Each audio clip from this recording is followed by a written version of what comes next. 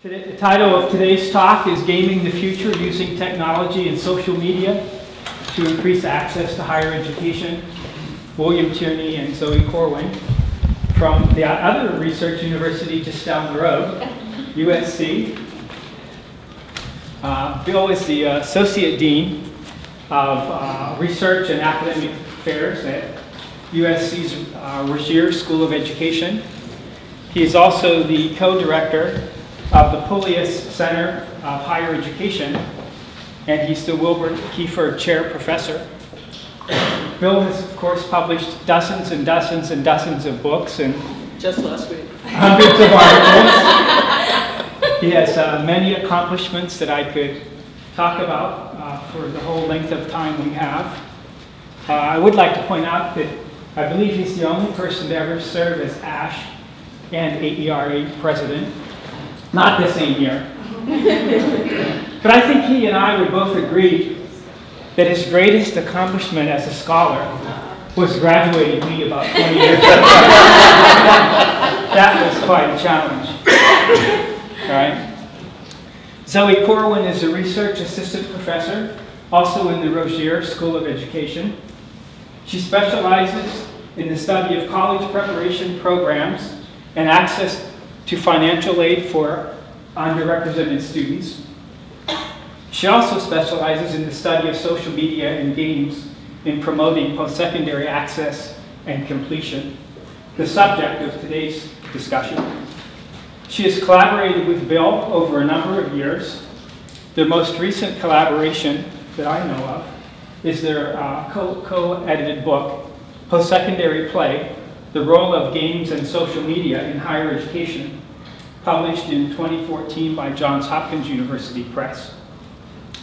A lot of what they'll be talking about today is based on the research for that book and other related research projects. So with that said, let me turn the floor over to Zoë and Bill. Thank you. Thanks a lot. Rob has said that some folks are going to leave at 3, so I want to do a lot of stuff quickly. I should say that, you know, people think of me sort of as an efficient and organized guy, and Rob is actually more efficient, more organized than I am, which is a little scary. There are two other oddities about me. There are many oddities, but one of them is, as an efficient and organized guy, I have the worst sense of direction in God's creation, so it's lucky that I'm here. And also, technology is not my thing at all. So if I get the PowerPoint wrong, you'll know. In fact, some years ago, I was giving a talk on access in Las Vegas. And they wanted me to come up early the night before. And you know, I wanted to sleep in my own bed. I was teaching that night. So I said, I'll come up that morning, no problems at all. Got up there. And you know, in the age of the internet, nothing's paper, so I knew where I was going. We had numerous emails.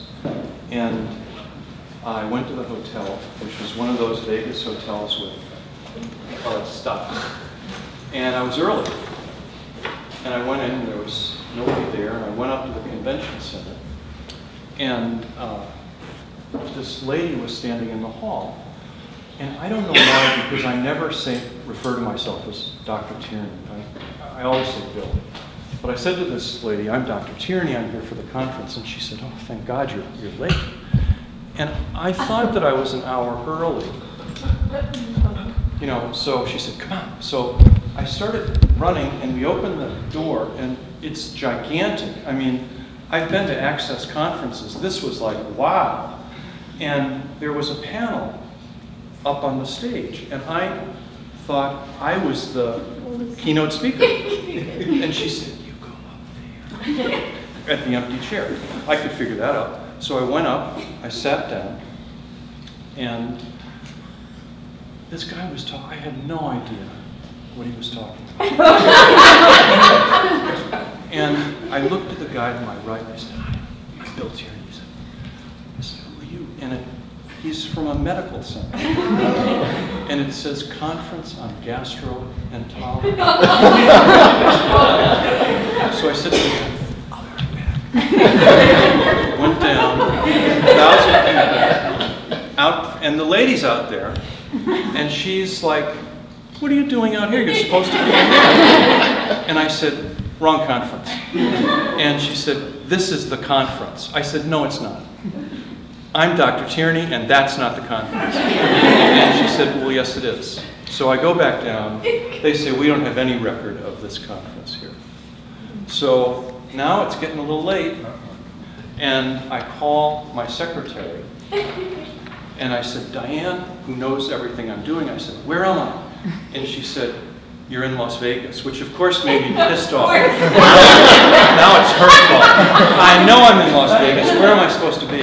And she says, you're supposed to be at this hotel. I said, I'm there. She said, good. I said, no, it's not good. This is not the hotel. So she calls West End in San Francisco, who calls her back, who calls me, and of course it's across town. So we race across town. And, you know, this time it's an access conference, so there's a couple hundred people looking like us. And the guy is sort of saying, well, and then he sees me. He said, oh, I'm so pleased to introduce, and here I am. And I said, if I'm breathless, it's because I really want to talk about it. Now, I should say that there's something to be said for a linear lecture. This is not it. And, you know, right now we're interviewing for a lot of faculty positions at SC, and I just sat through a linear lecture. Very smart, but a snooze-a-thon. And the guy left 5 minutes at the end when I had to leave to talk. I don't want to do that. This lecture has 3 parts. It's going to be very discursive. And don't hesitate to ask questions now rather than save it to the very end. And have no problems, as if any of you know about my life with AERA, have no problems disagreeing with me, because everybody disagrees with me. So if what I'm saying is crazy or you disagree, let's talk about it, because that's the way it should go. I want to do 3 things, and Zoe is going to do 2 and 3 with me. The first is I just want to make a case for access and what I've been thinking about. And I'm not, all of you guys know that, so I'm going to race through these slides. But I think there needs to be an understanding of why would we use technology in a significantly large way to increase access. The second part is how I got into this, which is I try to do action research. And I'll talk about, once I sort of realized, well, if we're going to increase access, what can we do? And I did these things and thought through them that they couldn't be scaled up, or they can't be scaled up efficiently. And then the third part is the technology part. And there's lots of things to disagree with or question with regard to the technology part, in terms of who does it, who pays for it, what is the state's role, all this stuff.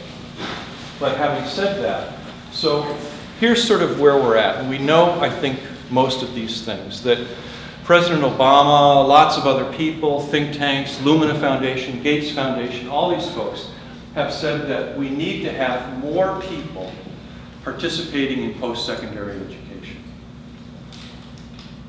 And, you know, one of the things we'll talk about at the end here is that we've got a first-in-the-world grant that the Obama administration put out $75 million for.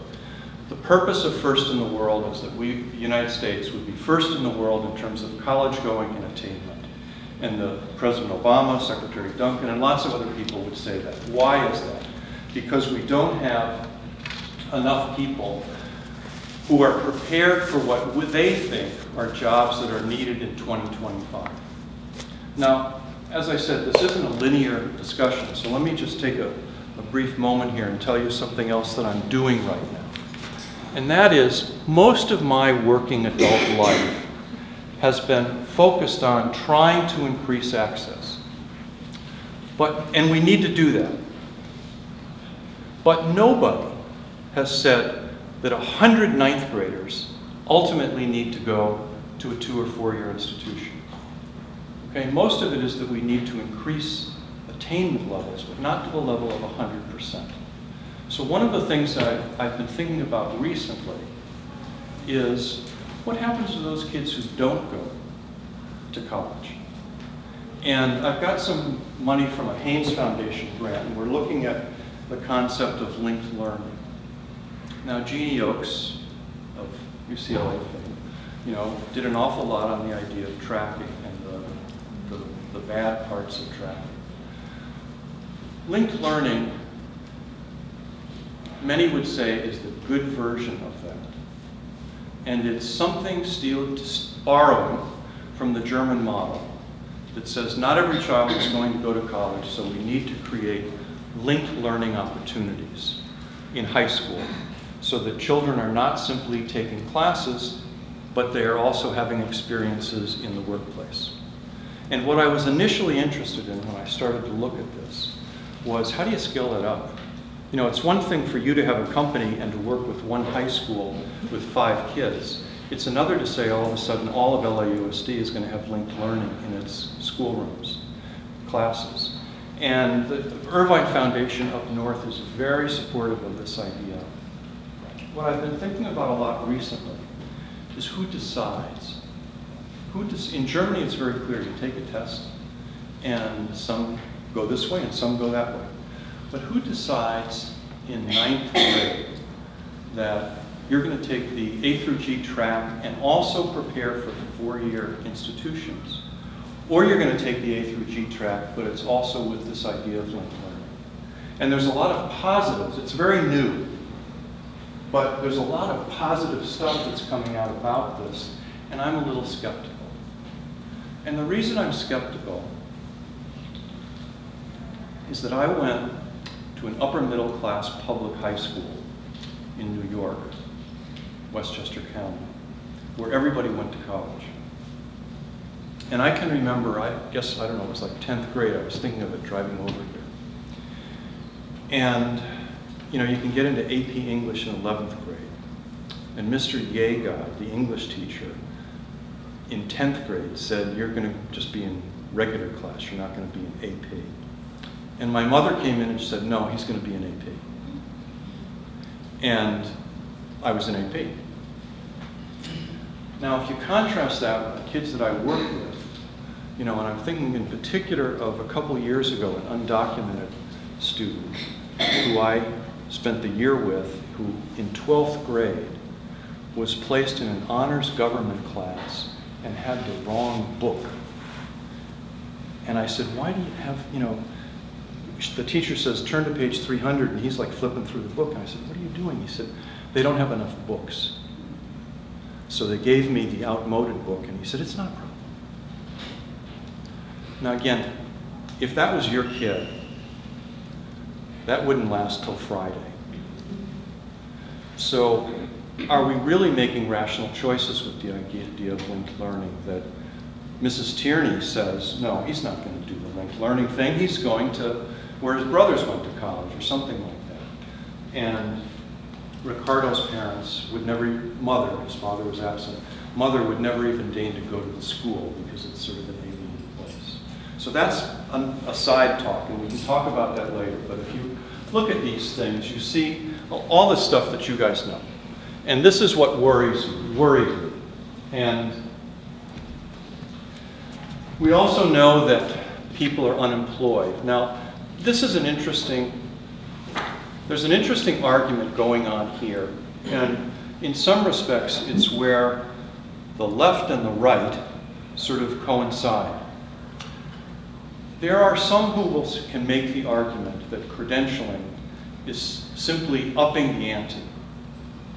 Right? You can make a Marxist perspective that says, really we've got more people getting education, not because the jobs require it, but you're filtering people out the higher you go. That is also made on the right by someone like Richard Vedder, who's an economist at Ohio, who will say, you know, all these people who are driving Domino's pizza delivery trucks in Washington, D.C., have master's degrees. And the only reason they're doing it is because there aren't jobs, and they certainly don't need a master's degree to drive Domino's pizza trucks. Now, there's an argument to be made there. But again, if you follow that through, and we say, well, we don't need more people participating in post-secondary education, who do you think is not going to participate? It's not Mrs. Tierney's little boy, right? We're not saying 10% of the upper class, 10% of the middle class, and 10% of the poor don't need to go to college, right? There's also an argument to be made that the cost is, that salaries are a problem. You know, a booming industry right now is cosmetology, which is one of the things that for-profits offer a lot of credentialing. And the problem, it's a real clear example of the problems of for-profits, is that cosmetology is a booming industry, but it only pays about $18,000 a year. Now again, if cosmetology paid $80,000 a year, right? And the guy who's doing something else that makes $80,000 now, we wouldn't have a problem. So we do know that the more education you've got, the higher salary you're going to have. The last slide I showed is that when the recession came, everybody was badly off, but those with high school degrees were worse off than those with college degrees. And again, you could make the argument that those with college degrees were taking the jobs that people with high school degrees had, but that's the way it's working. And if you're concerned about access and equity, what do we do? Now, I could also go into a long story about, you know, another part of this in California is I'm concerned about increasing access. We have a capacity problem also today. If we do increase access, there's not enough seats. And the CSU system, if you have been reading, you know, up on it, one of the things that they're talking about now is if you don't give us more money, we're only going to accept community college students. We're not going to have freshmen and sophomores. And there's an argument there to be discussed. There's all these, you know, this is both a worrisome, troubling time in higher education, but it's also a fascinating time to think about these things and where we should be. Ultimately, for me, these are always philosophical decisions. How do we think about these things? Where do you come down on one or the other? Now, we know that, you know, look at this. I just had somebody put this in last night. Yeah, here we go. This is the sort of number that drives me crazy. So this just came out this week. So here's the good news. Double the number of students have transferred.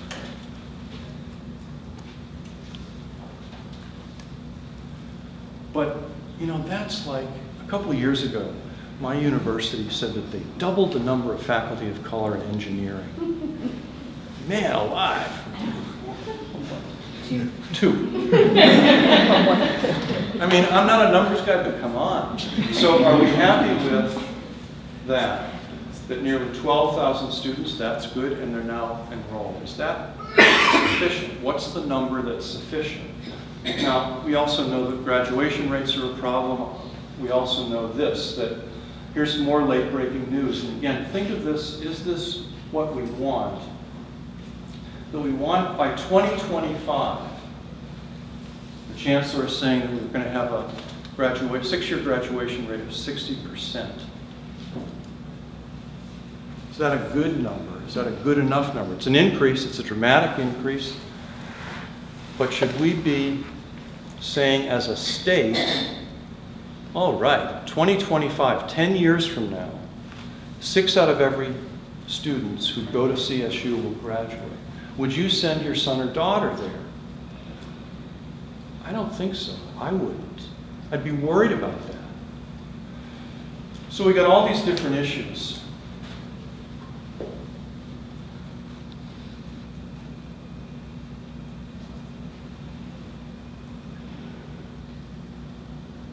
These are not good numbers. Especially if we're making the case, as the Georgetown Center on Workforce and the Economy in Washington, D.C., or the Public Policy Institute of California up north has said, is that we need more people, largely with STEM degrees, is what they're saying, by 2025. We have an imbalance in the state. And we also know that we incorporate people from California to fill professional jobs. And what I mean is we take individuals from other states and other countries, principally India and China. And we've got two issues with India and China. One is that we are more xenophobic, if possible, than we were 10 years ago. So we're less welcoming to bringing foreigners in and having them stay.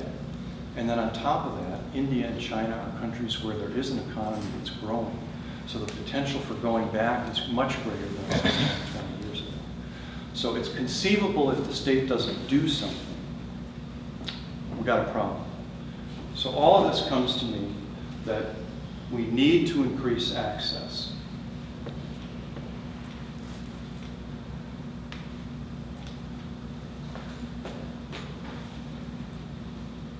We also know there are two different problems. We know that. And again, some of this stuff to me, it's amazing to me. You know, when I talk to normal people, I say, you know what? It's this thing about summer slump, and they go, really?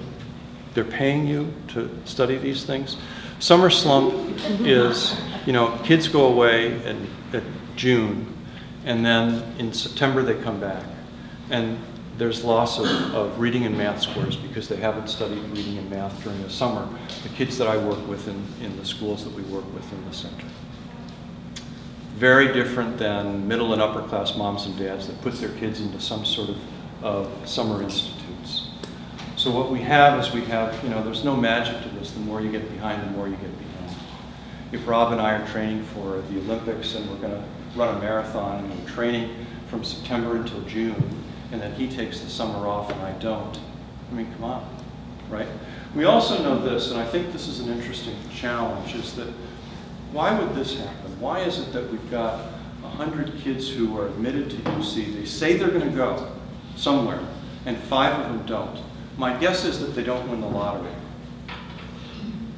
And it's conceivable that some of them, we don't know what happens, it's conceivable that some of them go somewhere. You know, they get admitted to USC, and of course they want to go to USC or something. But for the students that I work with, going to college is tangential, it's not certain. There's not, you can't entirely envision it. I worked with a young man once, and his father was undocumented, and his father had a job at a 99-cent store. And he was making sub-minimum wage, but he was bringing in money. And the kid said to me, he ended up going to UCLA, and he said, my father says this is crazy. You know, he can get me a job today at the 99-cent store. And I can go back and give him all those tables, or talk him through those tables and say, gee, but in 4 to 6 years, you could be making so much more. Right, but why should he trust some white guy who he's just met for a year versus his father? And there's some reality to this is cold hard cash.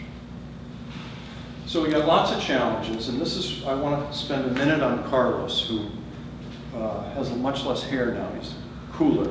This is in high school. Because I think when we talk about these issues, and I don't really care from a quantitative perspective or a qualitative perspective, but you know, ultimately you got to keep people's faces and who they are forefront, because then it gives a certain urgency to what we're doing. So Carlos is a guy who's has a great mother who is very supportive, hasn't graduated from 8th grade, lives with his, when he was in high school at Belmont High School, lived with his mother, his brother, his sister, his grandmother, his uncle, his aunt, his nephew, and some other cousin in a 2-bedroom house near Echo Park. Had no idea what he wanted to do. He had come in from El Salvador and ended up going to UCLA. Graduated about a year ago with a 3.3 grade point average in history. Somebody, you know, there's a lot to agree with for those of us who've read Aram and Roska's book about students and both adults. There's a lot to disagree with as well. And when I read that book, he's the sort of person I've thought about, because in terms of somebody floating through, he sort of floated through. But he floated through only because nobody told him not to. How is it possible in a 4-year experience, and no hard feelings about UCLA, but how is it possible in a 4-year experience that when he graduates and he needs a letter of recommendation, he asks me, that there's no teacher that he's connected with? Come on. So there's lots that we got to do in universities as well. Last week he took me to a Lakers game. He knows I go to sleep quite early. Lakers played the Bulls. At the buzzer, it was tied, but it was 10 o'clock, and he said, I think we should go home. I said, no, I can stay up tonight. Then they went into second overtime. Yes. Sure, you want to stay? Carlos, really. And this is a guy who will work as hard as possible. And most of the students with whom I've encountered or worked with are like that. They will bend over backwards doing what they need to do to make it through, but they need some help. And the sense of propriety, right? When you have a cold, you go to the health center. Not if you don't have health care, because that's sort of a foreign idea.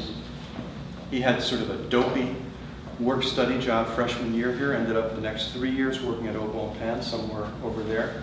Coolest thing there, he got a picture of Magic Johnson and him. It's like amazing part of his life. But this is who we're trying to deal with. And he is tech savvy. He's working on this project with us. Here's another person in front of a painting of mine. So what did I do? I created 2 programs. One of them was a mentoring program, and we were very focused. We've still got it up and running. We work with 10 high schools in LAUSD that have low college going rates. And in 12th grade, between 11th and 12th grade, we hook up a mentor with a student. And we're very, very focused in terms of where do you want to go, how do you write the essay, all those sorts of things. And what I can show, we have about 100 mentors, 200 students. And what I can show is that it's successful. It's particularly successful at getting kids who are going to go to the community college to the CSU and kids who are going to go to the CSU go to UC. And as the fiscal world has gotten worse, the job during senior year for these kids also deals with financial literacy and financial aid. So it's something that starts in August and extends until they go to college in September. The young man, I've got somebody, I raise money and I've got somebody running this program, but I do it as well. And the young man I'm working with right now is another good example of the challenges that we face. This kid, very, very smart guy, loves soccer, and ended up applying to UCLA, Santa Cruz, and Berkeley. And my guess is he'll get in all 3. But there are 2 issues here. One is he didn't know how to write the essay, and he just contacted me this week because UCLA said you didn't answer the supplementary question. If you'd like to, do. Now he's 17 years old. He doesn't know how to interpret that. Do you think I should answer the supplementary question? The correct answer is yes. But he doesn't know what to say. And again, here's a great story that I figured out what he needs to say. He's got almost a 4.0 in this high school. He will have 3 letters of reference when he applies for things. One of them is me. Now again, that's not a good thing that he's just met me for the year and he's going to ask me. But one of them is me. One of them is the college counselor who is a hero. And the other is his Spanish teacher. Now, this kid is bilingual, fluent. His Spanish teacher, for 3 years, he's gotten B's. And I've said to him, how is that possible? How can you get B's in this class? And she said, he said, she makes me work really hard. And I said, who are you going to ask for letters of reference? And he said, her. And I said, the lady who gave you B's? And he said, but she knows me really well, right? That's the norm of the kind of kids that we find. The other part of it is, he's got a mom and dad who carry 2 jobs. His mom is a nurse's aide, his father's a gardener. They bring in about $85,000 a year. They rent a home. He has got 2 younger sisters who are a nuisance, he says. The problem of making $85,000 a year is that it's above EF. He's going to have an estimated family contribution that's going to be significant. And neither he, again, great story. I said to him, if you want me to talk to your parents, let me, figure out a time and I'll come over and talk. He comes back and he says, my mom and dad say, whatever you say, no problem, they're going to pay for college. Right? Then we get to the point that he needs to apply for 4 institutions, but because his EFC is not 0, he's got to pay for it. So his mom and dad say, we're only going to apply to 3. What's going to happen in April when he's going to be, the middle class, and this is one of the things that some of the folks in the legislature in Sacramento have talked about, getting rid of the middle class support for financial aid. He's exactly the kind of kid who's got that going to have that problem. So we've got financial literacy and disengagement. But this is a great program, but I couldn't figure out how to scale it up,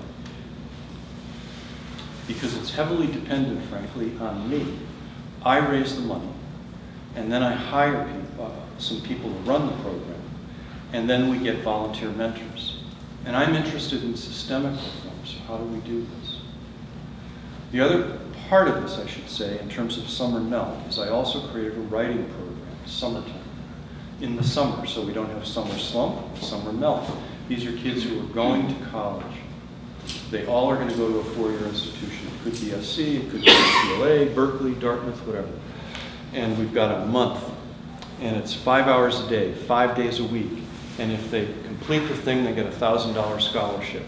And through pre-tests and post-tests, I can be very sort of, serious here. We can prove that we will raise writing levels by 1 grade level, which is significant. And because through trial and error, we figured out how to do this.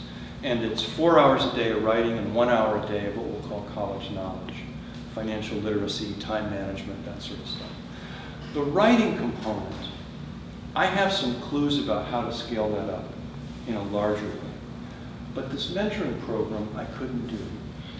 So I got this idea. I went to the then provost at USC, who is the president now, and I've gotten to know him, I'm sort of chums with him, and I said, I got this great idea.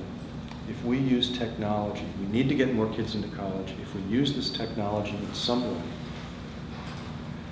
every school system in America is going to buy it. It's a great idea. I need money. Give me some money. And it usually doesn't happen. And the provost said, okay, I'll give you some money. So he gave me $1 million. And he said, but I know you don't know anything about technology. You know content. So you have to, and I want this to be interdisciplinary. So he had me work with the Game Innovation Lab in the School of Cinematic Arts. Tracy Fullerton is my cohort in Corwin. And we started off in terms of creating some games. The very first decision I made was the smartest decision I made, and that was that I hired Zoe. So why don't you talk about it? Unless you have a question or something, do anybody want to disagree or say? So someone was tweeting.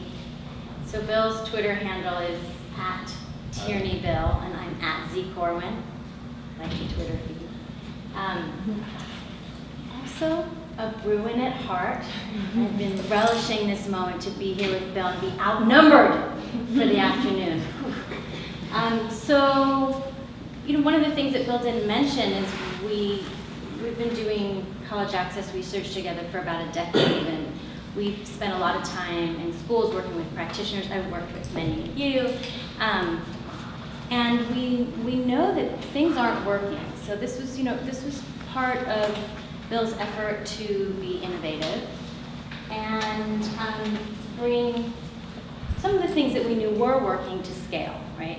So we, as he mentioned, are very limited in how many students we can serve by the resources that we have. How do we scale some good stuff?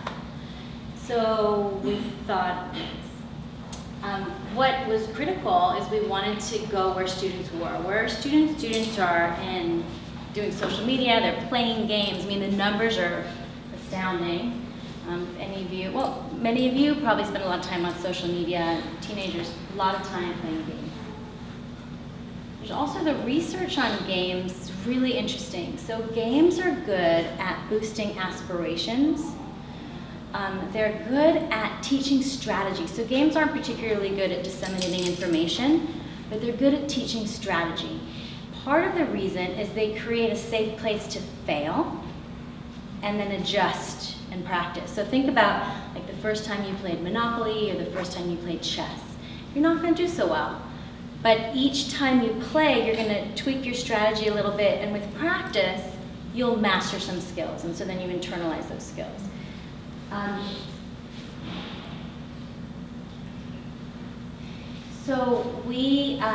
What I'm going to do really quickly is tell you how we started designing these games. I'm going to describe the games and then tell you where we are right now. So we have 4 games out. The first 2 games were the Application Crunch and Mission and Mission. I'm going to talk about those at the end. And then we have a middle school game and a game about financial literacy. To create the games, as Bill mentioned, we're really fortunate. We have this amazing game innovation lab at USC, led by this woman named Tracy Fullerton, who is really a trailblazer in the field of serious games. She, any of you heard of Flow or, yeah, Flower. How about Darfur is Dying?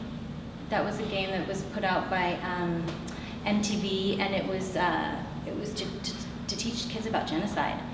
So she is playing around with some really interesting concepts in gaming. She's a game that teaches empathy. I always love going over to their side of campus because that's our office and then that's their office, which is full of games and super playful, and their whiteboards are really colorful and wacky. And I also like to describe our relationship as like peanut butter and jelly. So, you know, Bill and I have the content.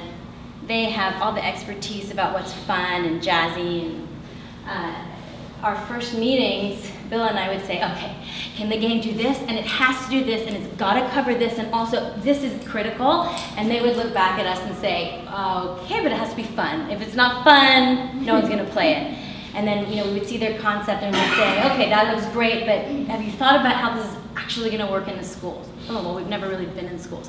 So it's been a very interesting collaboration, and like peanut butter and jelly, you put it together, it's good. So Rob, I think, mentioned the book that we came out with, so we have all the academic stuff, but what I think is most exciting is we have created these games that are being used across the country. And part of the process, Bill and I have been on a really steep learning curve. It's been super interesting because we'll go, like let's say at ARA or ASH, things have changed in the last 5 years, but when we started this project, no one was really doing games, social media, and college access. That's changed a little bit. But initially when we were trying to get funding or submitting conference proposals, people didn't, the game conferences didn't want to talk about college access and vice versa.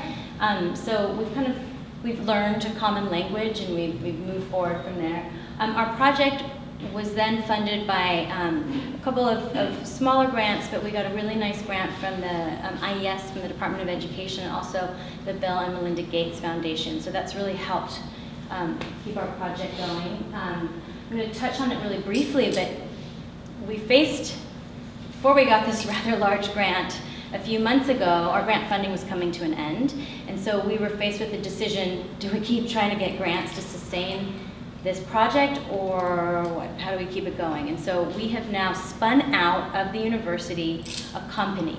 This happens a lot in the biomedical field and physical sciences, but not so much in the School of Education. So you can ask Bill what that process was like.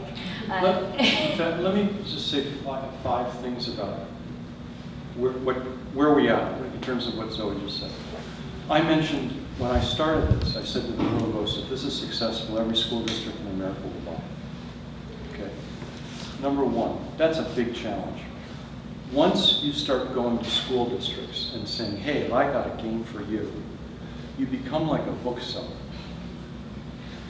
And then it becomes a very political process, and I am not that guy. That's one problem. The second is the school itself, because you can't access things like Facebook in schools, because God forbid that kids could look at pornography, you know. So it's this. Then we thought, well, we're going to go around the school directly to the consumer. So that's the second thing. The kid's going to get it. And Zoe will show you these games. These games are fun. They're fun if you're contrasting, sitting in, you know, Mrs. Smith's 9th grade English class, they're fun. If you're home and you've got World of Warcraft and Mission, not so much fun. So how do you do that? Third is what Zoe just said. This is such a different world. I mean, interdisciplinarity and innovation, the catchwords, who doesn't want that, right?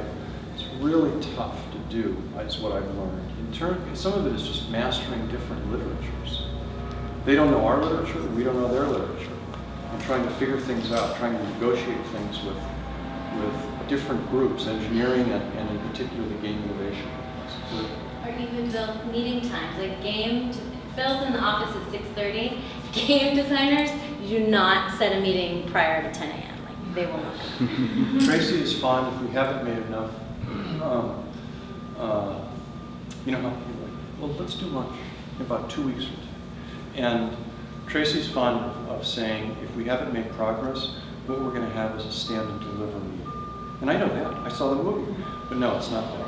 We're not going to sit down. We're going to stand and you're going to deliver it now. Because if we're done in 10 minutes, we're done in 10 minutes. It's a third. The fourth problem is the world of technology is changing so dramatically.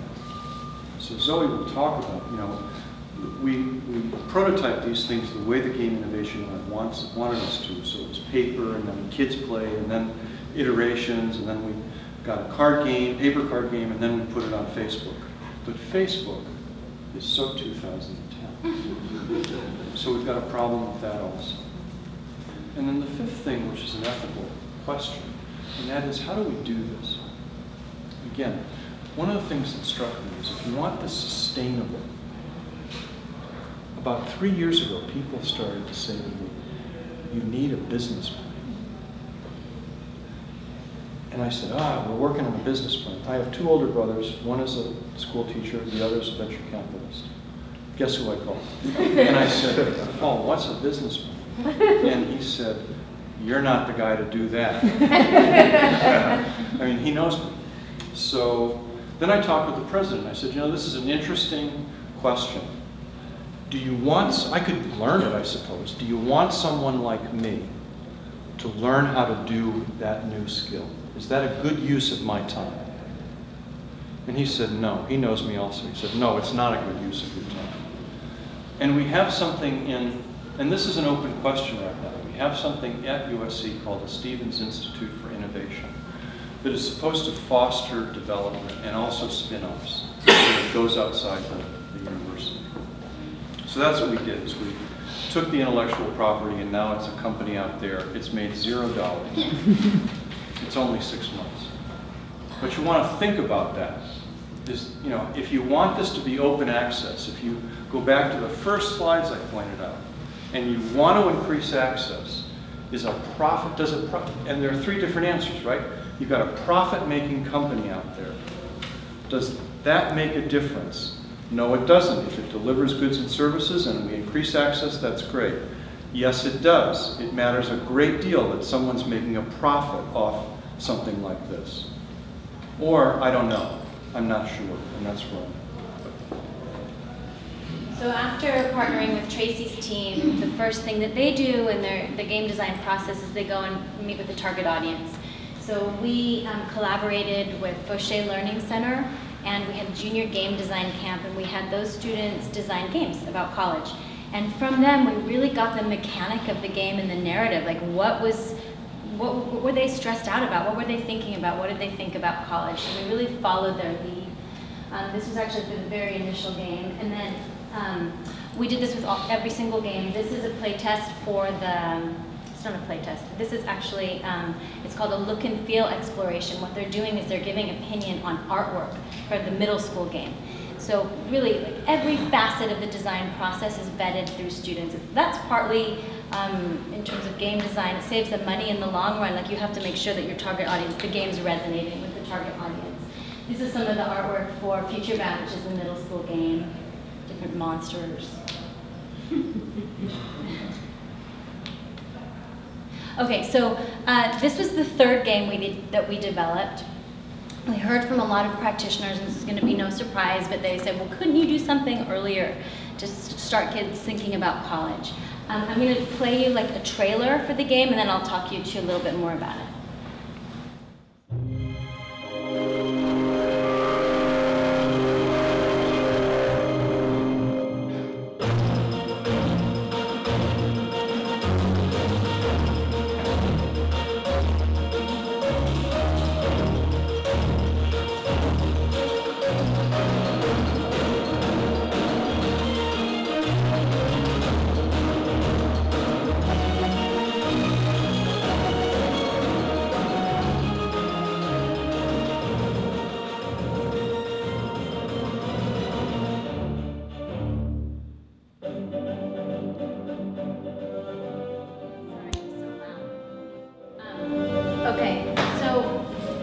Future Bound. It's a game, it's an aspirational game. How many of you play like Temple Run or Subway Surfer? Anyone heard of that? A couple of people. You guys don't, who's not embarrassed to admit they play Temple Run? Okay, there we go. So it's a pretty fast-paced game. It's downloadable. Students can play in 1, maybe 2 sittings. And what they're doing is they're navigating their way around a middle school campus. They're meeting different people. They're talking to them and asking them questions. They're going on quests. One quest is a friend says, "Why are you in my math class? You need this math class to go to college." And then a little student has to go and meet with different teachers and have them sign off in a really kind of fun, playful way. That game is all about understanding that what you do in middle school has implications for high school, college, and career. It has a strong career component to it, because when we met with the middle schoolers, we say, "What do you want to do after college?"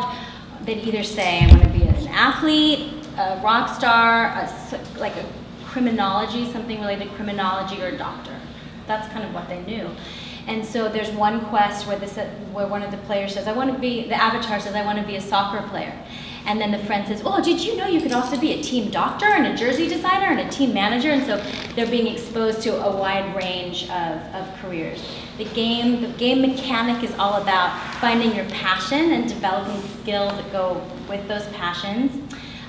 It has some sections on like peer pressure, but there's one character that turns out to be not such a nice character. It's about finding the right adults, and then there are these epic battles with self-doubt, because that came out a lot so whenever they kind of do something cool, they then have to fight these crazy, like weird shaped monsters, and those symbolize self-doubt. And when we were playtesting the game, that came through really strongly with the students, that they, like, yeah, that resonated with them. So that's the middle school game, downloadable, open access, can find it on our website. The next game, it's actually the last game that we created. It relates to that summer melt point that Bill was talking about. So we see a lot of students dropping through the cracks in the college application process, when they know they want to go to college, they've done fairly well, they've even met the A through G requirements, and they don't apply. Huge problem. Then we see that other moment where they've gotten accepted and they're not going. So what happens there? You know, a lot of research has shown that there's cost becomes high anxiety. Students don't want to go away from home. There's this phenomenon of undermatching, where students are accepted to more rigorous schools and they go to less rigorous schools. So this game, it really looks at choosing the right college, understanding financial concepts, and to do well in the game, you have to balance financial, academic, and cultural fit. Okay, so let's watch the trailer for this one.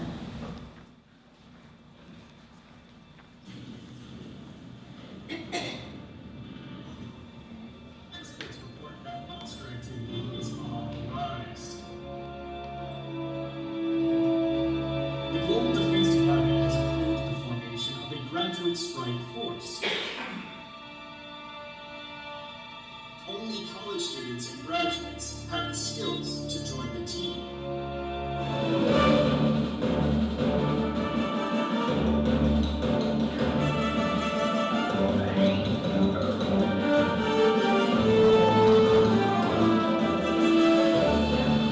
Studies show that recruits who meet their academic, cultural, and financial needs are better prepared to face the challenges of the future.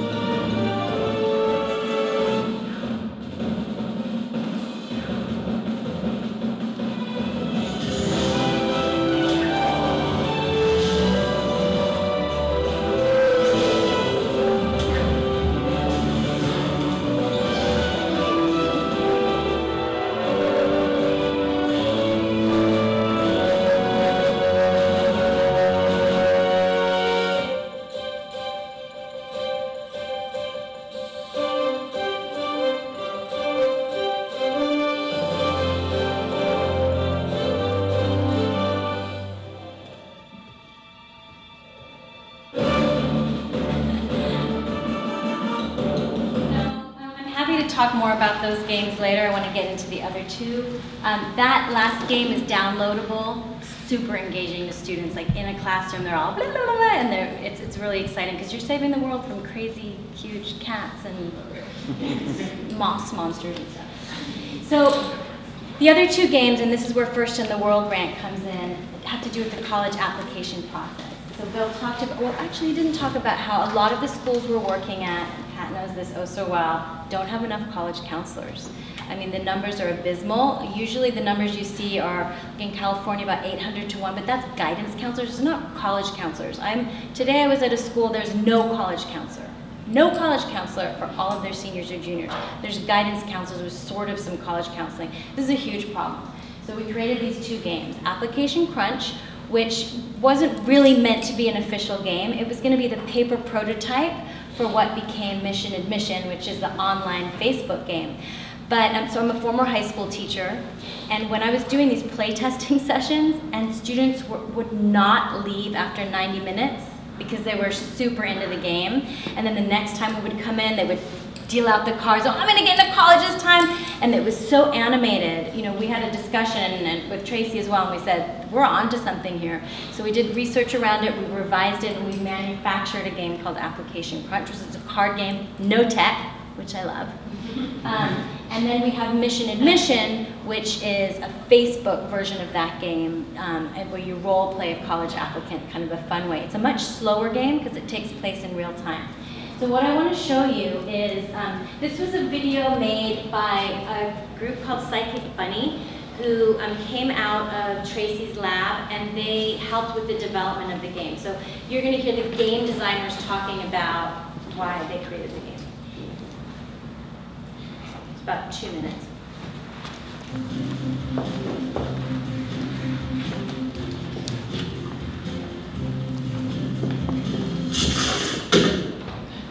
The college application process is a really complicated system, but it's a system with rules, much like a game is a system with rules. Only the college application process is a game most people only get to play once. Everybody has a story about trying to get into college and how it was difficult for them. It's a universal thing. They want to explore and find answers on their own, but there's really no place to do that. And a game offers that sort of safe place. We were challenged to build a game that would push students to aspire to go to college and learn the application process. What started as a small research project has grown into a whole suite of games. Collegeology is a partnership between the Game Innovation Lab at USC and the Center for Higher Education Policy Analysis at the Rossier School of Education. Application Crunch is a card game. It's what we call an RPG light. It's based on European card games where you get assigned a character and you have to be that person and get them into college. It's about managing resources and resource generators. It's about planning ahead. It's about deep strategy. Application Crunch was designed with low-income, underserved high school students in mind. We took kind of a snarky angle to the test. There's a lot of humor hidden in there that's on the high schooler level. Mission Admission is the Facebook translation of Application Crunch, and it focuses on time management. It's about choosing what you want to do and what you want to be, rather than sitting back and reading a pamphlet or a book where they're just trying to absorb information. This is a way they can really engage with information. Even kids in middle-class areas where their parents may assume that they're getting college counseling don't understand what it is they're supposed to be doing to prepare for college. I was the first person in my family to go to college, and I almost didn't go because I didn't know that you had to take the SAT. Future Bound is targeted at middle school students for iPads and iPhones, and it is an aspirational game. We've talked This about is a game this that...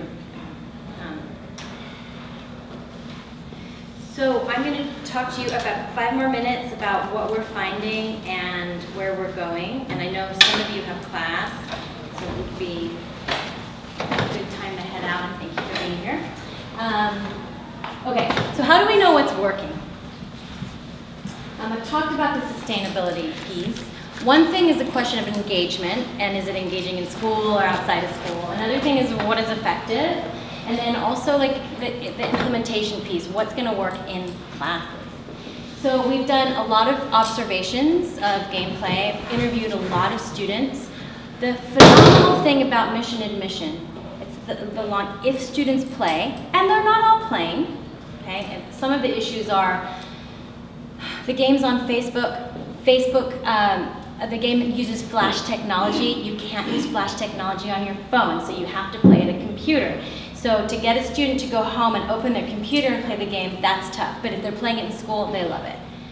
They can, almost without exception, articulate the learning objectives behind the game when they say what they've learned playing the game. So we're asking, what have you learned? And we're also asking, how has your strategy changed over time? They'll say things like, next time I play, I'm going to apply to a wide range of colleges. Next time I play, now I always apply to FAFSA when I play. I know I need to, today I was interviewing someone about it, he said, what I learned is I got to request my letters of recommendation early. They all say that. So they're learning these lessons that we want them to learn in real life, they're learning them in the game.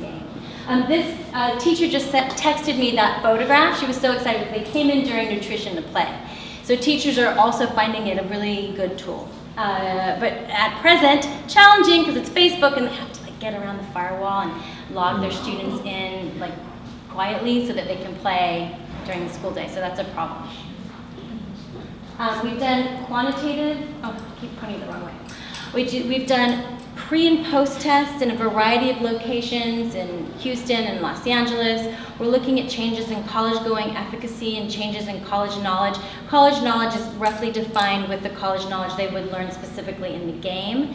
And we're seeing that especially if students play 2 or more times, you really see some nice learning happening. We're also doing some back-end data analysis at the server level. So this is kind of cool. It shows that within the game, the first time students play, about 50% are applying to the FAFSA function in the game, and we've mostly played with juniors. Because this is really different when you play with seniors, and seniors will tell us, oh, I'm playing it differently this year because I'm in this process, you know. But by the time they've played, 8 or more times, we're up at 90% or so applying to FAFSA within the game, so they've learned that. Same thing with getting into college, that as they play more, they're more successful in getting into college. So, pause. What I can tell you with quite a bit of confidence is that students are learning when they're playing our game, and they're feeling like they can go to college, and they're enjoying it, they're engaged. But I can actually tell you that because they've played the game, they're now taking action. And that's what we really want to look at. So thankfully, we got this wonderful grant from the federal government, first in the world grant, so the Fund for the Improvement in Post-Secondary Education. It's a large grant over 4 years. We just hired a phenomenal postdoc who's coming this summer. So in about 2 years, we'll be looking for another phenomenal postdoc to join the team. Just putting it out there. And so what this grant does is we're taking mission admissions, we're scaling it up, we're implementing it in 50 schools. We're going to be doing a random control trial. Qualitative researchers, oh my, I'll show you our partners, so we're okay. But we're doing a longitudinal study. We're looking at outcomes. We're looking at FAFSA completion, we're looking at college enrollment, and we're going to be looking at persistence through the first semester of college, and then the grant runs out. Maybe we'll get additional funding to go beyond that. And we're also continuing to look at college going, we'll see in the next one. The qualitative research is really going to look at the digital equity piece. So how students of color, how low-income first-gen students are using technology, how their schools are using technology. These are the measures that we're looking at in the pre and the post-test: college-going efficacy, college knowledge, willingness to engage in college exploration, and views of future college self. We're in the process of developing those instruments now. The glorious thing about this grant is we have almost a year to gear up, and then we're going to, in September, we're jumping in at the school sites. And then because it's a federal grant, we have an outside evaluator that's working with us on the randomization, the impact, and also the implementation piece.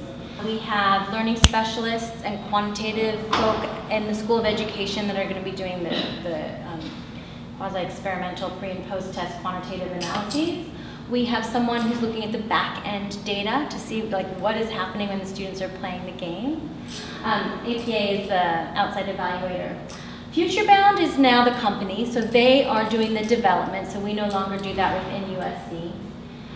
We partnered with the California Student Aid Commission for 2 reasons. One is they have good data, and so they're going to be helping us with data on FAFSA completion and a variety of school level statistics, but we're also working with their CalSOAP programs because we needed people on the ground that would help us implement the research and the game intervention. The game intervention, we're working with Get Schooled. Anyone familiar with Get Schooled?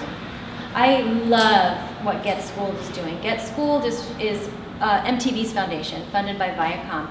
I think they're doing kind of some of the smartest, coolest stuff online as it pertaining to college. The user interface is really interesting. They're doing like school-wide incentive programs to boost attendance and FAFSA completion. So we've partnered with them to develop some of the social media tools and to help us implement the games at schools. We feel like they know what's going on with social media, and so the intervention is not solely the game, but it is a game with wraparound services. One of the things that we've learned over the course of the study is, teachers, counselors need hand-holding. They need to be enticed to play. They need to learn about why it makes sense to give up some time out of the school day to play a game. And so Get Schooled is going to help us with that as well. Let me just say, so think about this for a minute, just so it's clear in your heads, because it's not really clear in mine. We got this grant. The way we wrote the grant, we would begin in October. And the way the federal government works, we found out in November that we had gotten a grant. And then it's December, so it's tough. But it is 4 years, so that's a good thing. And we've got all these different players, again, working in very different the way they think about the world. But really, this is proof of concept. So we've got 25 schools that are not going to play the game, 25 schools that are going to play the game. We've got 5,000 kids who will play the game. Now, all of this you can write in a proposal, and it makes sense. But now that we're doing it in reality, what is the incentive for the school to say, okay, you can play the game. Come on into my school. And then say the teacher says, okay, you can play the game in my classroom. Why would you let anybody do that? It's not entirely self-evident. And then we'll say, okay, we won't do it in English class, we'll do it in homeroom. But the manner in which education exists in California, lots of schools don't have homeroom. So, well, why don't we do it in AVID classes then? Because all these things vary, right? And one of the things we were talking about yesterday is, when I wrote that thing on high schools and college-going cultures, you can say that there are different things that denote a college-going culture. So we're going to choose this school that has all of them, and this school that has all of them, and this school won't play the game, and this school will play the game. But there's just an awful lot of moving parts here in terms of trying to figure out what happens. And then what Zoe says, one thing we have learned is simply playing the game as a standalone activity ain't going to do it. So we've got to have teacher, pedagogies involved in some way, and how do we implement those things as well? The way Zoe started speaking is my very first conversation with Tracy was, she has read Paulo Freire, and she said, look, this is not open the top of your head and throw a lot of information about going to college. This is more about strategy. So how do we create these things and then see it through to fruition over 4 years and not go crazy? And it's a high visibility thing. There's only 20 of these that the government gained. And I think part of it for us is they want us to talk, to put stuff out, because there's so much happening, and a lot of it, frankly, is just crap. But we don't know that. This is my concluding slide.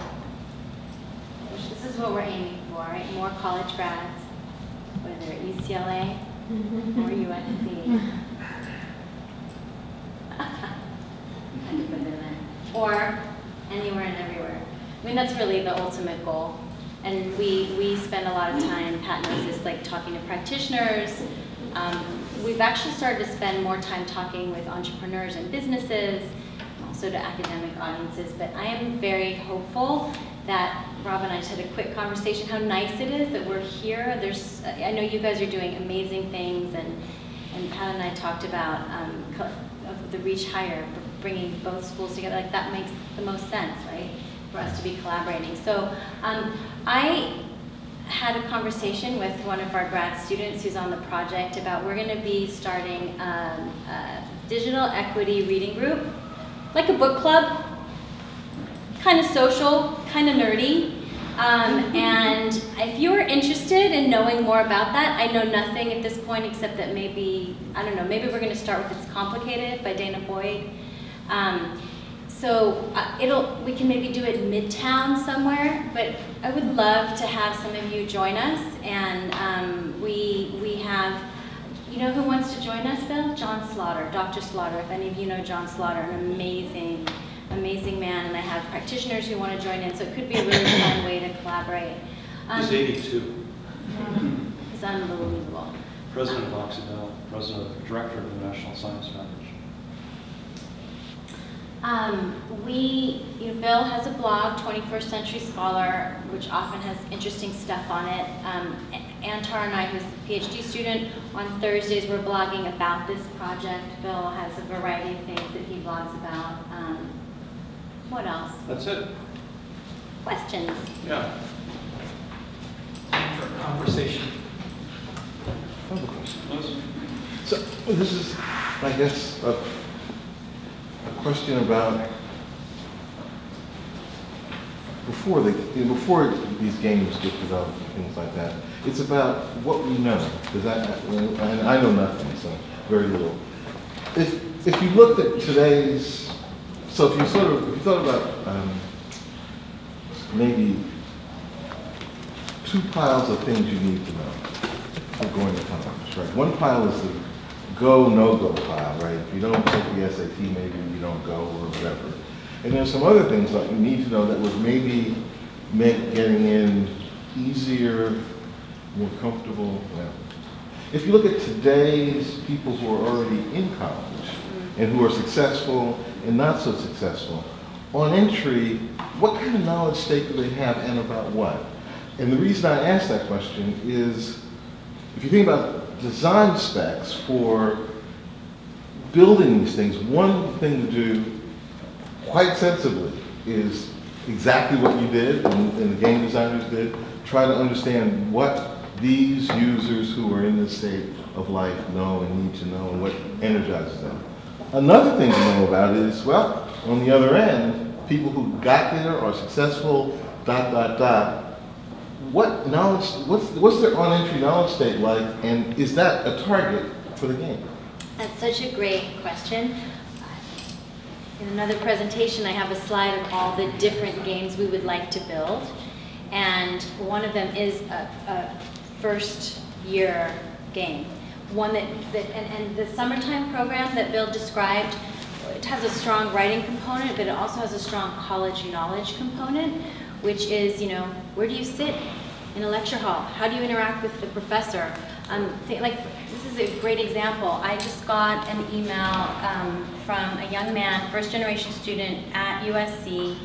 There's a professor at USC, George Sanchez, who's our Dean of Diversity and Strategic Initiatives. He teaches a class for first-gen students on career. So what in the heck are they going to do after they graduate from college? And he connected this young man with me. But the guy sent me an email with one sentence that went like this, and his name was at the beginning. So I emailed him back to say, how did you find out about it? And then I emailed him back, and I said, I've taken the liberty of rewriting your email. Dear Dr. Corwin, comma, sentence, sentence, sentence, sentence, and I said, insert your signature there. Read it, revise it, and send it back to me. And he did. But no, he's at USC. I mean, he had the grades to get in, but no one had talked him through how to interact with the professor.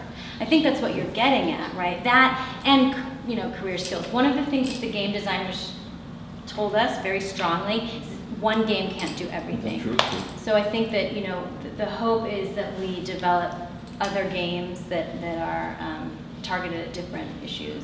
You know, one of the things that I've been thinking a lot about in the last year or two is some of the students that I've worked with, especially guys, are really strategic in terms of athletics. Carlos, for example, very good soccer player. This other guy lifts weights and all that stuff. And I always thought, if you had the discipline, because in fact, I was just talking to a guy about this the other day. I said, what are you going to do in terms of lifting weights this week? And he went, boom, boom, boom, boom, boom. You know, Monday morning, Tuesday, this is what I'm going to do. I sort of thought, if you can do that, then you're on the road. That's not true. It's a totally, you know, if the next question to them is, so how are you going to study for your finals? And a lot of first-gen students, the manner in which they study for their finals is to read everything. You think you memorize it. So I say that because the young man that I mentioned who needs to write an answer to the supplementary question, there are two things that he's learned with me about that. One is that he should write a draft and send it to me. And the second is that there's a deadline. And to do this, you have to, for those of you who may have these problems as well, it's not good progress to write the thing at 11:59 and hit the reply button and send it in, for those of us who may be a little late in sending it. But that's something that he has learned specific in terms of time management for this. But I think once he gets to wherever he ends up going, there's another thing that has to be learned. This game can only do so much, but at least it's in the ball. The other thing I wanted to just add, Louis, is that in terms of like getting into college, I feel like there's two buckets. There's the information, what you need to know, and then there's the guidance and support and hand-holding and tush-kicking, whatever. There are some new tech innovations that can, you know, with the push notifications or the organizational, there are a lot of new things out there. What we don't know is what's effective there. So there's a lot of money being thrown at this, and some of the things are like really sexy and fun and colorful, but we don't have the research backing them up, and in fact, there's a great resource called the College App Map, which has like 20 companies that have been funded by the Gates Foundation, and I gave it to a teacher and I said, look, isn't this great? She said, what am I supposed to do with that? That's way too much for me. So that's something that I think and I was looking back at some of our previous research, and we weren't looking at technology or social media at all. So that's something we all need to start doing now, and whatever we're looking at the tools that students are using as well. Mitch? First of all, congratulations on this project, because I remember seeing you, Zoe, years ago when you were showing me the cards, and to see how it's evolved is quite amazing, and to also stick with it. So you shared with us briefly the design for this federal grant study, this randomized trials or experiment. And it seems to me that you're thinking about these games as the treatment or the independent variable. But I was wondering if you also thought of it as the dependent variable in some of your studies, or will you in this study? In other words, have you ever tested whether or not students of certain backgrounds tend to do better in the first time they play these games than other students? Or have you ever tested whether or not how well they play the game, it might be related to certain strategies that in the process of applying to college? We've had different phases of quantitative analysis, and one phase we were looking at students who went in with the higher college going efficacy, how they played the game, and they did play better, more effectively and efficiently. So we've had a relatively small sample until this point. We've really been like a pilot study, both pilot study and also like a pilot commercial product. So oh, I didn't mention, so with this grant, one of the things that we're doing is we're taking it off Facebook. So it's downloadable, more easily implementable in schools. And then we're also, I think taking our analysis to a very different rigor and within, because we'll have such a large sample, I think we'll really be able to see different types of students. Although we will only be in schools serving majority Title I students and schools with room to improve their college going rates, which unfortunately is not hard to find in California. The population has been pretty stable that we've used. We haven't, it's interesting when we've gone to program officers or people who in middle or upper class who have kids will say, geez, I'd like to play this game with my kids because I can't, they won't talk to college, they won't talk to me about college.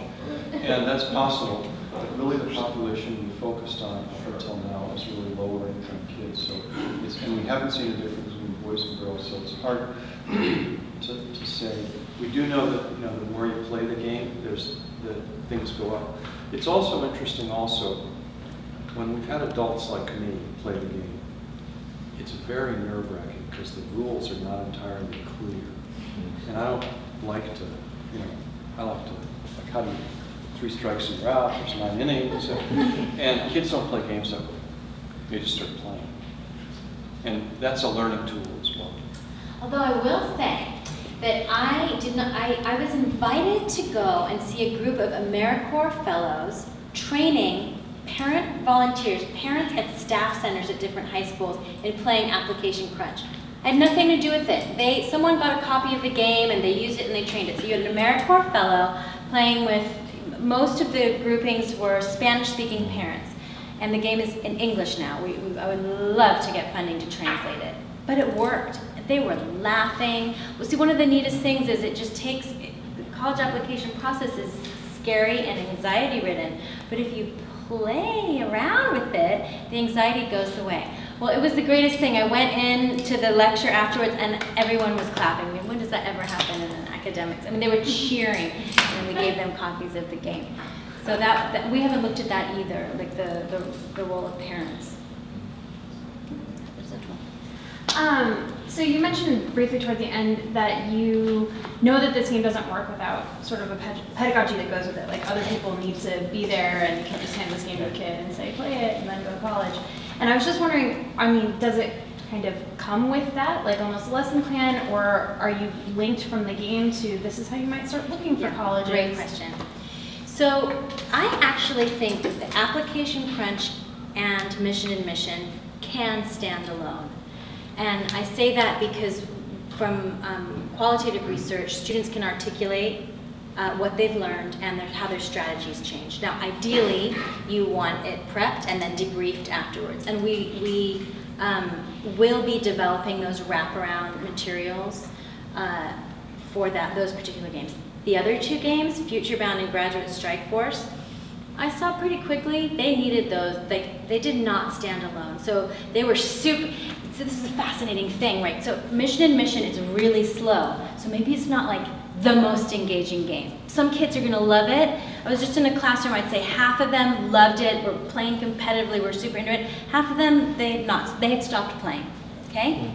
But anyone who played it, they learned something and they could tell you their strategy. Those other 2 games, super fun. The kids are navigating around, fighting monsters, really engaging. But the learning is less clear what they're learning. Like either some kids got it or some kids had fun but didn't get it. So those games need the wraparound. For Future Bound, the middle school games, we've created curriculum to go before and after. And Graduate Strike Force, it is created, it's just not out yet. Okay. You know, another challenge for us, and this has been up front for us, is the challenge of implementation. So that's the thing about teacher emphasis. You know, like when I started this talk and I talked about linked learning for a minute, what I'm interested in there is studying it. And I'm interested in a sense in terms of how it scales up, but I'm not doing that. That's very different than this game. Because success for me is not simply saying, it works, but having people use it. So the card game, Application Crunch, nice little box. I mean, really, nobody plays it. Why is that? Because if you send it to a counselor's office, It goes up in one of these empty shells that you've got here. There's a lot of empty shells in this room. It just goes, it's because people are busy, counselors are busy.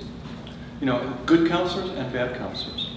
And what is the incentive for them to learn this game? And kids, it's not really the sort of thing. So we've seen success when the counselor gives it to a kid and say, I don't know about this, you figure it out. And then the students will figure it out. Peer counseling programs work really well, and then they train other schools. So that's the challenge that I mean. If I go to Belmont High School and I work with a counselor who I know is a good guy, and we figure out how to play the game, and we call 10 kids in, and they sit down and they play the game, things work, kids learn, success. It's not success, because you're not going to have Bill go to every high school and teach every counselor that. So how do we create a system where we've got this, if the thing is successful, so that it's not only successful, but implemented? So I suppose a big challenge, that seems obvious, is that what piece of the curriculum do these games displace at these schools that you want to buy them from? And that's one of the big barriers, I presume. Exactly. And the other question I have, more of a question, is at the 25 target schools where you would implement the games, do you expect all of the kids in a particular grade to play the game, or is it some sample of them? How dare you ask that?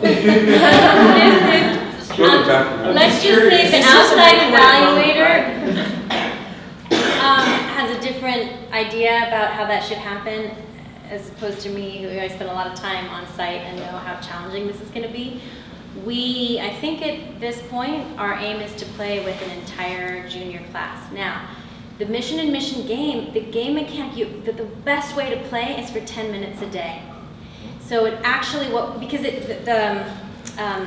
the mechanic is you go back and it's kind of like Farmville. You have to check your calendar, you spend a little bit of energy and your energy runs out, so you have to be strategic about how you're spending your time. Just in real life, you got to be strategic about studying and doing extracurriculars. So it doesn't take an entire period. Ideally, the ideal scenario is to play it in homerooms. Super complicated because there's not computers in every homeroom. It's probably going to be like a rotating implementation. But that is the ideal, that is the plan at this point. And I think we're going to stratify, probably, we've been going back and forth, but on size, because it was either college-going culture, and we could talk to Pat about how we would determine that, but I'm just thinking logistically, to go into 25 high schools and play with 800 juniors is going to be really tough. And see, what is the impetus for a teacher to use this? And right now we can be like the experimenters, and we can figure out, we'll give you a Starbucks card or that sort of stuff. But it can't, if you're going to have 50,000 kids play this, you can't have everybody getting a Starbucks card.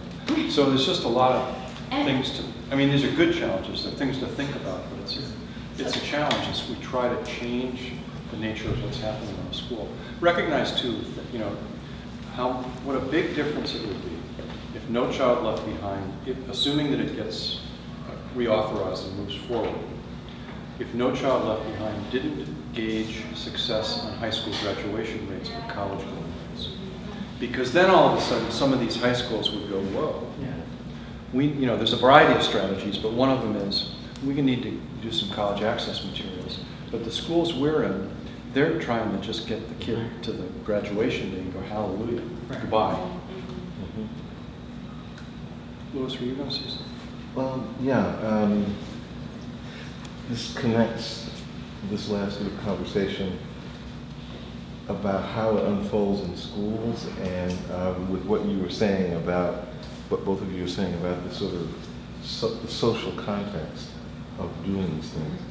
And so I'm wondering, is there a way you can think about making the social context part of the game in the following sense? Here's one example, right?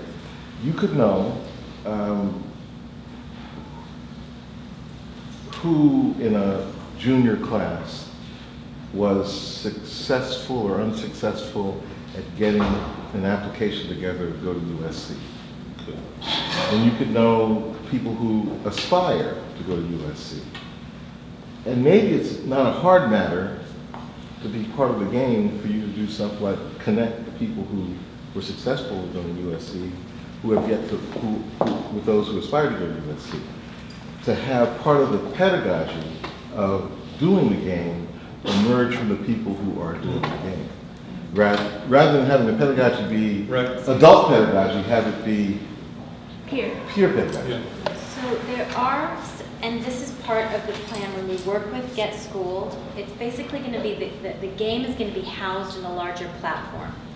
One of the things I was going to say earlier is Get Schooled has been quite effective in certain schools in mobilizing the entire school to participate in like a school-wide effort to increase FAFSA completion. They'll have a competition between schools to have a celebrity principal for a day or something like that, and they are it is a big deal. They are finding that that's working. So things like that. So we're going to be working with them on that. But what we're also going to be doing is finding existing tools that work nicely with the mission and mission game. There is a great app out there called I'm First. And it's like basically a social network for first-gen students, and it's just sharing advice. So we need to identify the apps and the resources that are out there that work well and supplement the game to come up with a robust intervention. But be intentional, right?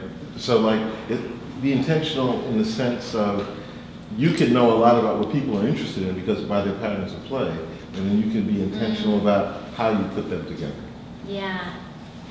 Unfortunately, we can't rebuild this game. Oh, I wasn't talking about rebuilding the game. I was talking about grafting on top. You're on top. Grafting on top, not rebuilding the game. So if I know that you care about USC and I care about USC, or I know you care about UCLA, and I do, I'll just send you mail or I'll do some other things. So a way to communicate. Yes.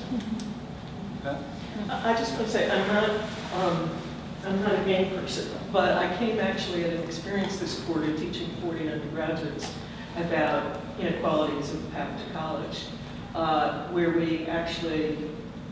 the best way I found for explaining capitals and obvious was a poker game. And so as a 40-person group, I brought in a bunch of decks of cards and we played poker once and talked about obvious as a strategy. And so you actually have 3 buckets. Because she said all along it's information, strategy, and then I think organization or support. And so I just did it as a way of explaining something, and it's taken on a life of its own every week. Some of them work in the outreach programs at UCLA, and have brought decks of cards to work and played and talked with people. Does Governor Brown know about this? No, but I am really clear about. People said the game would have been improved by actual gambling, so I didn't draw a line. And so they've been playing it in the dorms and at EAOP and other places on campus. And we've used it, which gets back to your point about you want to know the rules. Because what we talk about is the rules that are unwritten, right? The whole notion of cultural capital is that it's the thing that's valued by an educational system or wherever it's in play, but it's not taught. And these students have been talking then about how it's related to their success being here. So there are some who talked about what happened when they were rebuffed by a counselor who said, you're not ever going to get into UCLA. And so we stopped, and everybody who had heard that message from a counselor then talked about their strategies and what they did, and then they talked about how those strategies were then implemented once they got to college, about what they had to do and how they learned what they had to do and how they shared strategies with each other. So what I just did as a pedagogical technique is taken on a life of its own, but it's made them much more conscious about strategy and about success is not self-evident. And that there's a set of knowledge that they have the right to get about what makes for a more successful experience and what doesn't. And so I liked your idea earlier about talking to people who are here now. You know, you're absolutely true. I've always said to my students, that the way I look at capital cultural capital, social capital, is it's capital. So just the way you can acquire it, you also spend it. And when you get to freshman year, some of these things are the same, but they're also different. And what I'm finding now is with the students we work with in college is that they graduate and they don't know what to do. And you can talk about time management, connections, all those things, but working at Aubancan for 3 summers or 3 years, he made some money that he gave to his mother. There were 0 connections. Right, but they continued playing strategic games. Yeah, no, I mean, that's the thing. Reinforces the notion of capital, because capital is no good unless you convert it. And, you know, poker lends itself to the initial hand you're dealt. It's also a powerful tool for inequity. The initial hand you're dealt and the strategy used to dispose of and collect more capitals.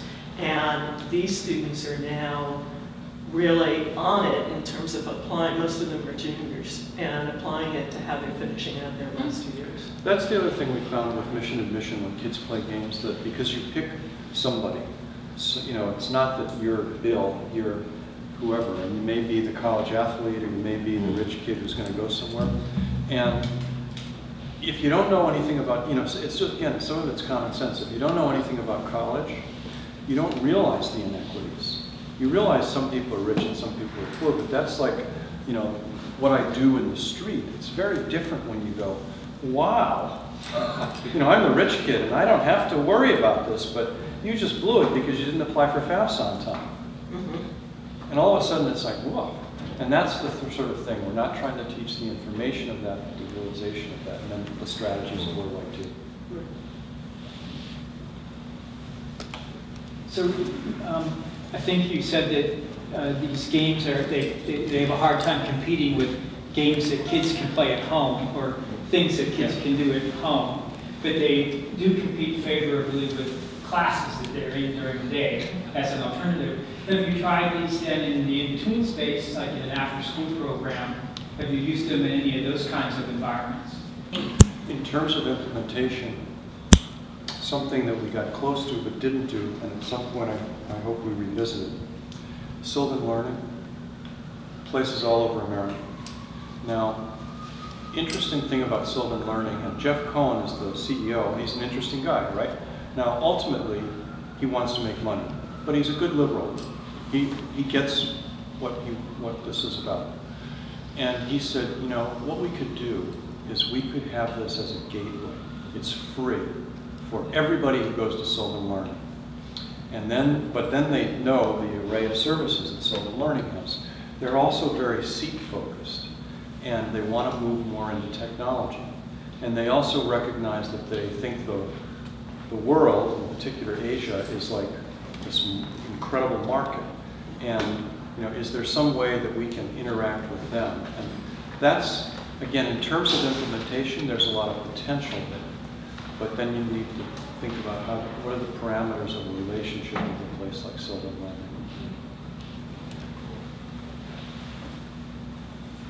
Any more questions? We have them for another hour, if necessary. So break out the games. Can we play a game? Yeah. I have a question about the randomized control trial, because that's so IES. But are you going to stop the trial if it's successful before it ends, like we do with medicine? In other words, what I'm concerned about are the schools that are not receiving it. They're similar to the schools that you are implementing, and you know there's this huge deficit. So how do you work in? Are you doing the attritional, or are you going to do some variation of that? The research design right now is to do a treatment in 25 schools and then a delayed treatment in the other 25. Okay. So by the this is the first year. So year 2 we start with the treatment, and year 3 we do delayed treatment, and then so that all 50 schools will get the intervention. I mean, our vested interest is to have kids playing the game across the country. Which, you know, I think when we started this, we thought, oh, if you build it, they will come. Like, we'll build it, it'll go viral, and that didn't happen. You know, partly for implementation, we're not marketing people. I think there is high potential for this to be something really exciting, but that all takes, work, and so this could be really, really exciting, unless it totally doesn't work and we see no gains, and then. We could too. Ted Mitchell was out here. Ted Mitchell was former dean here, and also he's now Undersecretary of Education. So he gave a talk at a college access conference, and he gave a shout out to us. That was nice, right? It's nice to hear the Undersecretary say, and the folks at USC are doing this great stuff. If that had been Justin Bieber, the thing would have gone viral. And I mean, that's the challenge. We're still in the Ted Mitchell called us. But if we want to do it, that's the challenge. There's other, on the way driving across town, I was listening to KCRW, and they had a talk about this teen intervention line. I don't know if anyone heard that today. There is a new thing that's out there. If you need help, you can text, I think it's 741-741. It's brand new. They're getting 15,000 texts a day from teenagers across the country, and they've done no advertising. It's been word of mouth. So it was just an interesting conversation about texting and social media. And so of course I'm like, oh, could we do that with college counseling? Could that work? And so I think that, and I don't know if anyone is doing something like that, but that could be really interesting too. We can put flyers in bus stops and have people take pictures with their phones and think about getting into college, right? Predicting steps back. I don't know, about 15 years ago, 10, 15 years ago, Barbara Schneider in Lectures for High did this book on adolescence. You ever see that book? Mm-hmm. Yeah. And one of the core findings in that book, talking about what works and what doesn't work here, one of the core findings in that book was sort of the distance between aspiration and reality that young people have.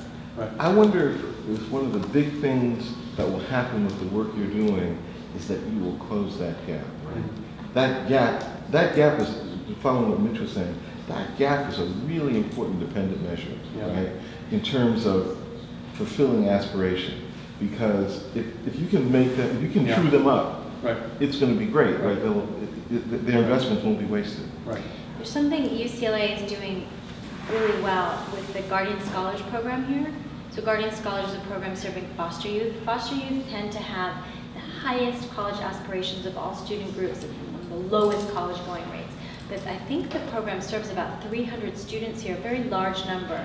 We just started a program, we're serving 15, which I'm very, very excited about and hoping it will grow. But it would be very interesting to learn from that particular group of students, what worked for them, where their actual behaviors and plans met their aspirations. I think that's key. Yeah. There was a question back there.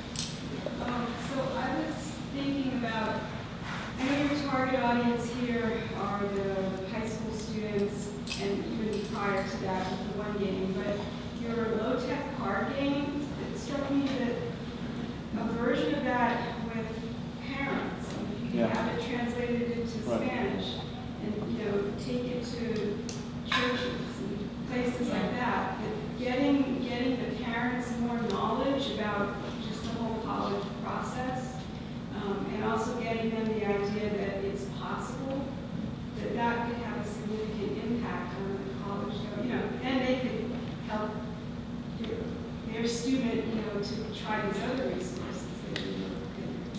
I would love to do. It actually wouldn't be that expensive to have it translated. That's the interesting challenge, though. Last week I talked to a guy who's got a startup on educating parents, and it's kind of the Wild West. He sounded like a nice guy. I don't know him, but how do you filter through? It's like all these emails we get, and God, they just keep coming in, and you sort of, how many times can you unsubscribe to these different things? But one or two of them are probably worthwhile, and there's so many right now. You talked a little bit about the things that games were good at, teaching persistent, not persistent aspirations and strategy, you said. However, is there anything you learned about what it's not good at?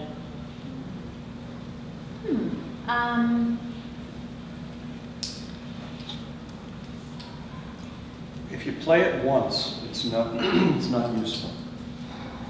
It's simply if you play it and you're done. You're not going to see some epiphany. In terms of things. Well, I think maybe that's a dosage question in terms of what we're seeing. The learning happens after students have played 2 or more times. So in this new intervention, we've framed it so that they're going to be playing for a month as their juniors and a month as their seniors.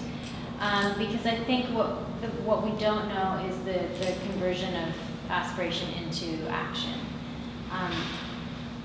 So that's, I think we don't know. I think we have a feeling for the issues that could come up, but that's what I'm most interested in. And I think that was,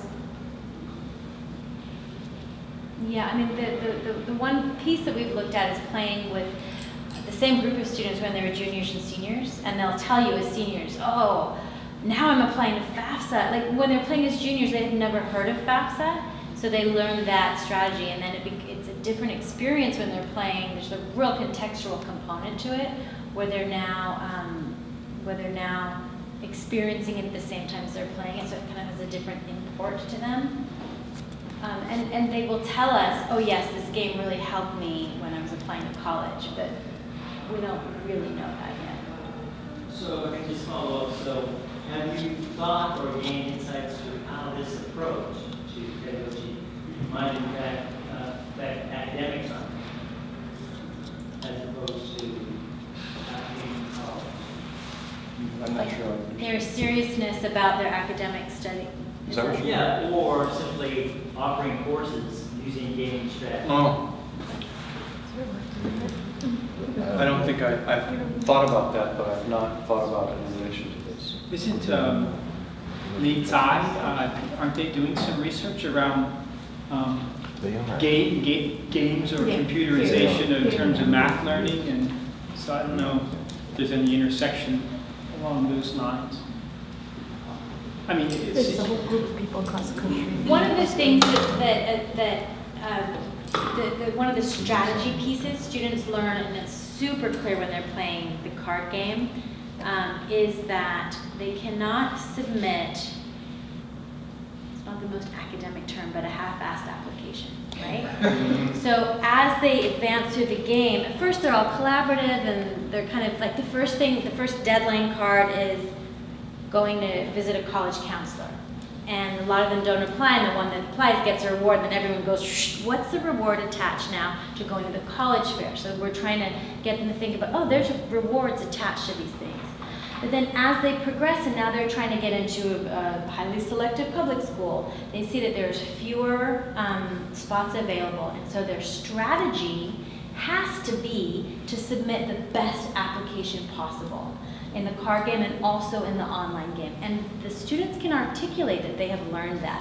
Whether that then translates into, oh, I'm in my history class and I need to do well, you know, that would be a really interesting question to ask through qualitative interviews. If you have an idea for another way to assess that, I'd love to know. Okay, I think that we've had them speaking for a long Thank you enough so time much. here. What a great Let's thank a round of applause.